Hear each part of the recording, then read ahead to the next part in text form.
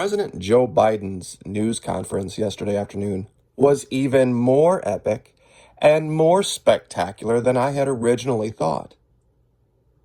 With new information coming to light today and fact-checking being done, it is very clear that things are going to get a lot better for conservatives in the southern states very soon. Even CNN is abandoning the president. That's right, I'm going to show you proof of that in today's video. When you read their articles for context, coldly, without any emotion, without any preconceived notions, it's clear they're done with him. And he's only been in office, what? January, February, March, not even a quarter? Things are going to get better really quick. Now, I need to ask you guys a question to start today's video. If you walked into a classroom and sat down to take a test that you had been given months to prepare for, and you still had notes, meaning literally it was an open book test, what are the chances you would fail? That's right. The president, as you can see on the right, very clearly had nicely, professionally printed notes with facts and details and faces and names, and he still got a bunch of things wrong. Not my opinion that he got a bunch of things wrong. CNN's opinion. CNN fact-checked him, and on at least 3 major points, he was factually incorrect, and on many others, he was misleading. Now, either he is incredibly incompetent, can't read, or he was lying on purpose. Those are the 3 choices. You'd have to ask yourself a question, why would he do such a thing? And let's go right to, and I know this is crazy, like, why are you looking at CNN? Guys, wait until you see this. Facts first. Fact-checking Biden's first news conference as president by Daniel Dale, Holmes, Librand, Tara Subramanian, and Katie Labasco. CNN President Joe Biden held the first formal news conference of his presidency on Thursday, taking questions in the East Room of the White House on immigration, foreign policy, the Senate filibuster, his political future, and other subjects. Here is a fact check of some of the claims he made. This is on CNN. I will give you the link.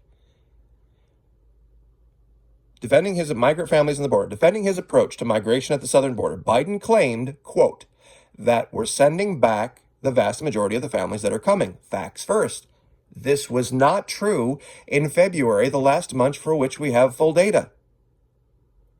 CNN reporting the facts, fact-checked, false.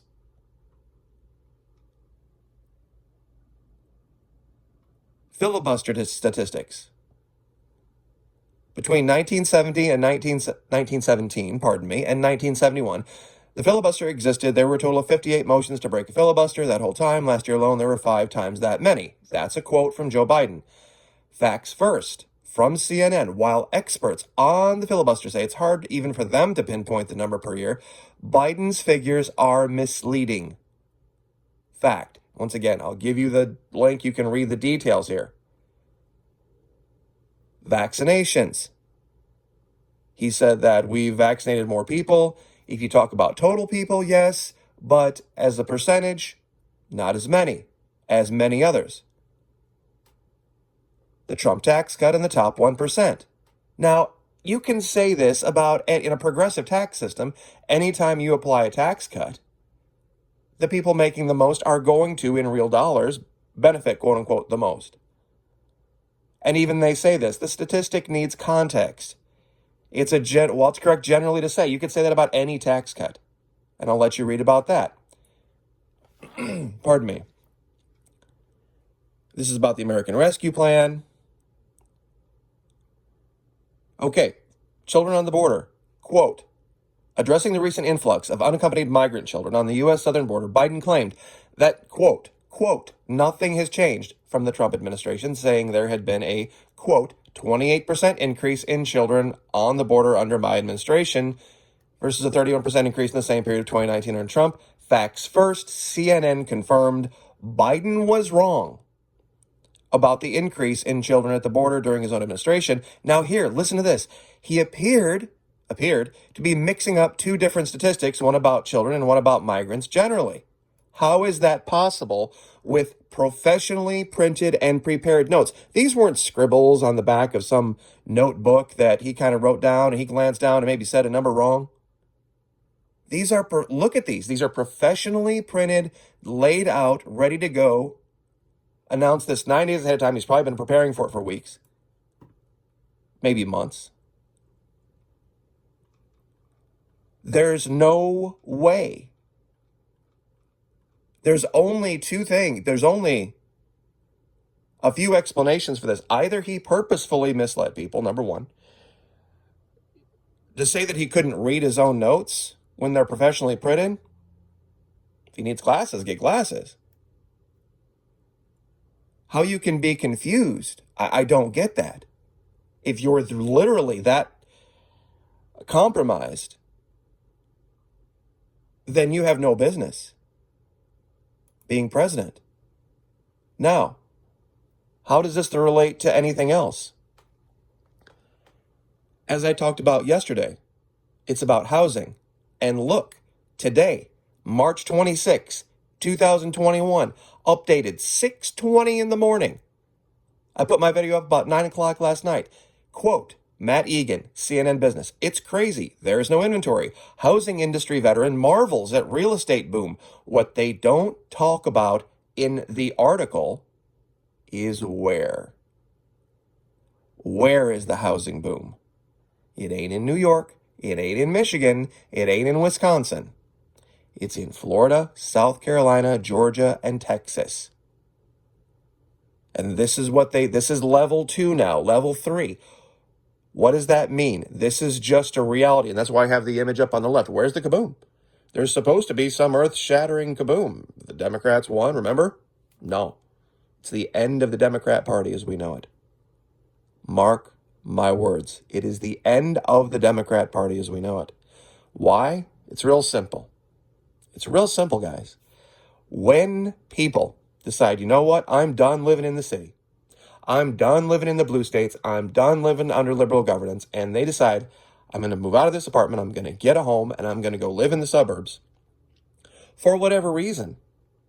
COVID's a good reason as any. Having a home is a lot safer than living in an apartment building. A lot fewer people. As a result of that, people change. People see the world differently. You start to, I don't want to say you become more introspective, but you become less social and not antisocial.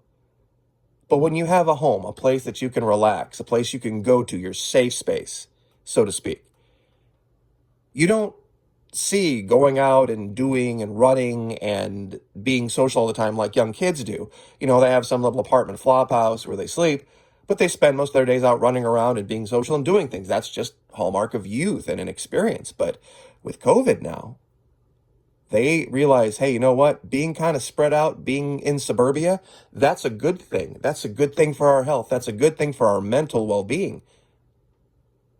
And we're seeing this across the country. Primarily the South. Because that's truly where people live in the suburbs. As you get up north, it's a wasteland, guys. And I'm hearing this from people that live up there. They come down here and they say this is like stepping onto another planet or stepping back a couple of years in time. They can't believe how different Florida is. They can't believe how different the South is. Yesterday was so bad for the left. So bad. This is what, sorry about that, hold on. This is what they have to put on as their breaking news. Something that's been happening for a week. This issue with the volcano in Iceland. Absolutely insane. They have to change the subject. They have to change the narrative. Because everyone is seeing this. Everyone is seeing this. And it's only going to take a minute before people put two and two together. How could he have gotten facts wrong when he had professionally pre-printed notes with all of the information? CNN knows what's going on, and they know they're in deep trouble. Guys, it is a reason to rejoice. It is a reason to be happy. It is a reason to be joyful. Sit back, pop some popcorn, and watch what's happening. And look at it closely, look at it clinically and coldly, and you will see the best news ever. God bless, like, share, subscribe, and we will see you next time.